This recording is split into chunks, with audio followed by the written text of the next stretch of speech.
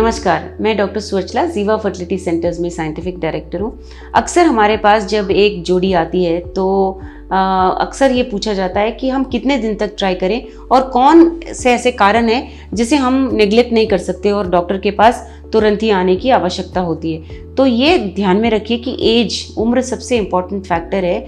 एक औरत जो जोड़ी आती है उसमें जो औरत की उम्र है उसका बहुत बड़ा महत्वपूर्ण रोल होता है। जैसे 30 और 35 के उम्र के आसपास होते हैं और उससे ऊपर होते हैं, एग्स का क्वालिटी नहीं, नंबर, क्वांटिटी भी घटता जाता है। तो ये प्रकृति के मुताबिक ही होता है। जो क्रोमोसोम्स होते हैं अंडे के अंदर वो बिगड़ते जाते हैं और चांसेस ऑफ सक्सेस भी कम होते जाते हैं। तो अगर आप 30 से कम हो, 30 साल से कम हो और आपने 1 साल तक अनप्रोटेक्टेड सेक्स के द्वारा ट्राई किया है और आप प्रेग्नेंट नहीं हो पा रहे हो, तो आपको अवश्य डॉक्टर से मिलना चाहिए, एक गायनोकोलॉजिस्ट से या फर्टिलिटी स्पेशलिस्ट से मिलना चाहिए। अगर आप 35 के ऊपर हो, 35 के ऊपर हो और आपने 6 महीने ट्राई किया है और फिर भी आपकी प्रेगनेंसी नहीं मिल पा रही है, तो आपको डॉक्टर को ज़रूर मिलना चाहिए।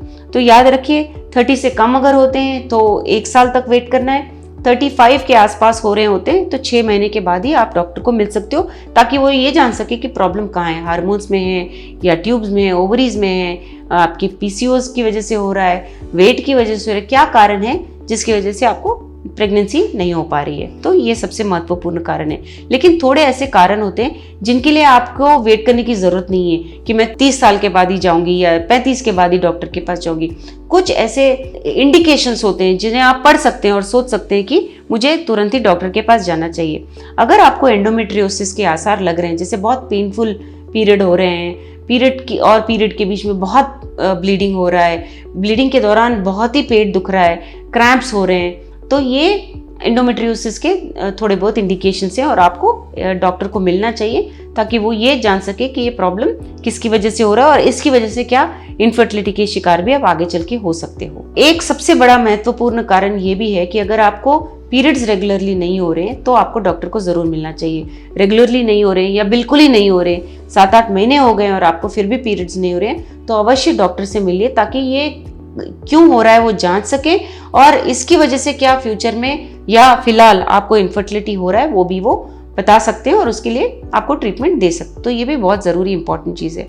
तीसरा इंपॉर्टेंट फैक्टर ये है कि अगर आपको बहुत सारे इन्फेक्शंस हो रहे हैं, पेल्विक इन्फ्लेमेटरी डिजीज कहते हैं, बार बार आपको पेल्विस में इन्फेक्शंस हो रहे हैं और आपको इसकी वजह से लग रहा है कि बहुत डिस्कम्फर्ट है और ये आप इग्नोर कर रहे हैं, तो आपको ये नहीं करना चाहिए। आपको एक डॉक्टर को, गायनोकोलॉजिस्ट को दिखाना चाहिए और इसके कारण फ्यूचर में चल के क्या आपको इससे बच्चे नहीं होने के चांसेस हैं, आपको जान लेना चाहिए।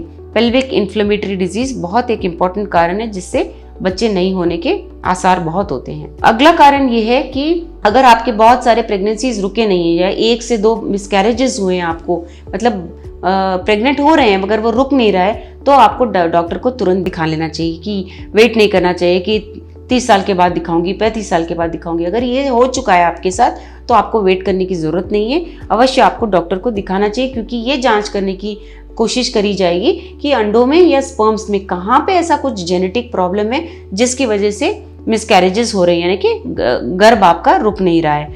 और भी ऐसे कारण हैं, जैसे अगर आपके फैमिली में कुछ जेनेटिक प्रॉब्लम्स हैं, फैमिली में किसी को कुछ जेनेटिक डिसऑर्डर्स हैं जो हर जनरेशन से चलता आ रहा है, तभी भी आपको डॉक्टर को दिखा लेना चाहिए। क्योंकि अगर आप प्रेगनेंसी प्लान कर रहे हो तो आगे वाले जनरेशन में, मतलब आपके बच्चों में ये प्रॉब्लम नहीं होना चाहिए, उसके भी बहुत सारे ट्रीटमेंट ऑप्शंस हैं। तो आप उनसे डिस्कस करके कौन से ऑप्शंस कर सकते हैं ये चूज कर सकते हैं आप उसके मुताबिक।